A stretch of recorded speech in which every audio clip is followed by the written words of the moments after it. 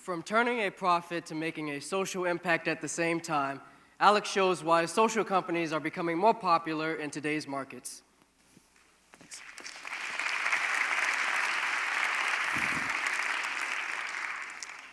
We all have our own ideas and perceptions about what commerce really is. Buying stuff, making money, trading. You see, these are close, but they're not close enough.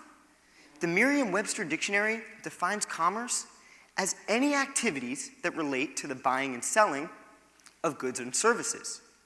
Commerce involves two parties, the merchant and the consumer. There's a two-way exchange between the merchant and the consumer, whereby goods and services are exchanged for money and money for goods and services. Similarly, people have varying ideas and perceptions about what philanthropy really is. Helping others, being kind, giving back, once again. These are close, but they're not close enough. The Merriam-Webster dictionary defines philanthropy as an act or gift done or made for humanitarian purposes. Like commerce, philanthropy involves two parties, the philanthropist and the recipient. Unlike commerce, however, there's only a one-way transaction. The philanthropist aims to address the recipient's problem, whether it be environmental harm, hunger, access to education, through time, money, or services. The philanthropist doesn't expect to receive something in return, and thus the transaction is only one way. Historically, people have believed commerce and philanthropy to be mutually exclusive, one happening separately from the other. For instance, most believe that commerce must take place first, so that one has the time or money to engage in a philanthropic mission afterwards. But it doesn't have to be that way, and in fact, it shouldn't be that way. My name is Alex Swerdlow. I'm a senior in high school. I'm the founder and CEO of Giving Backpacks, and I'm here to discuss social entrepreneurship, the intersection between commerce and philanthropy.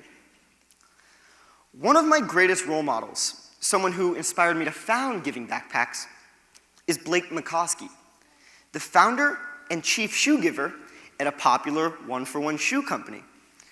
For every pair of shoes this company sells, they donate a pair to a child in need.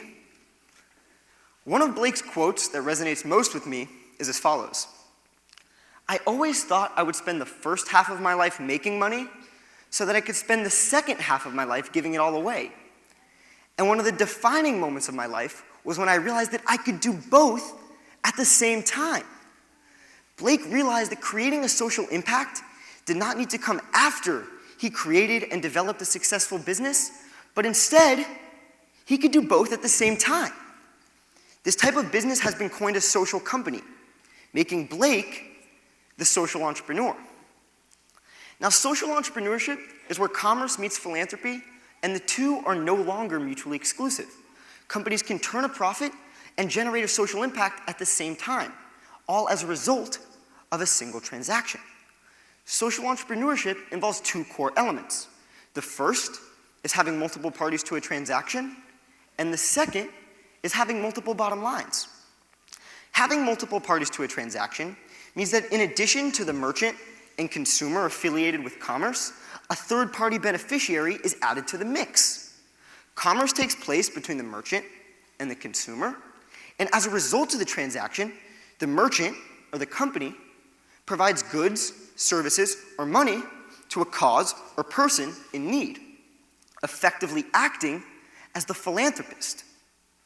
The second core element of a social enterprise is that it has multiple bottom lines. A bottom line is whatever a business is predicated upon. So it could be profit, as it is for most companies, or it could be a specific social cause, as it is for many nonprofits. A social company, however, has more than one bottom line, and I refer to these as the 3 Ps: people, planet, and profit. Companies can turn a profit and help people. Companies can turn a profit and work to save the planet. Or companies can turn a profit, help people, and work to save the planet. Social companies are not predicated solely upon generating and maximizing their profit, but instead, they possess an additional bottom line that they meet to make a social impact. Now, an example of a social company with which I'm personally extremely familiar is Giving Backpacks, a company I founded as a sophomore in high school. Giving Backpacks operates a one-for-one model, whereby for every backpack we sell, we donate a backpack filled with a year's worth of school supplies to a child in need. Giving Backpacks is able to generate a profit and simultaneously provide underprivileged children across the United States with unprecedented access to educational opportunities, all as a result of a single transaction. Now, there are 3 key reasons as to why social companies are becoming more and more popular and more successful in today's markets. The first reason is that consumers feel good about purchasing a product with a purpose. It's a little bit of a mouthful. Every time they use these products, they think about how they were able to help someone else with their purchase. And this encourages them to not only continue using, but to continue purchasing the same product over and over again. The second reason is that the social companies feel good about what they're doing. Employees, shareholders, executives all feel passionate about their work as they know they are contributing to a greater social cause. And this enthusiasm carries forth to create wildly successful companies with massive social impacts.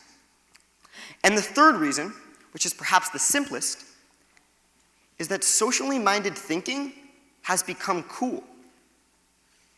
It has become a trend to purchase products from companies that are working to alleviate a significant issue.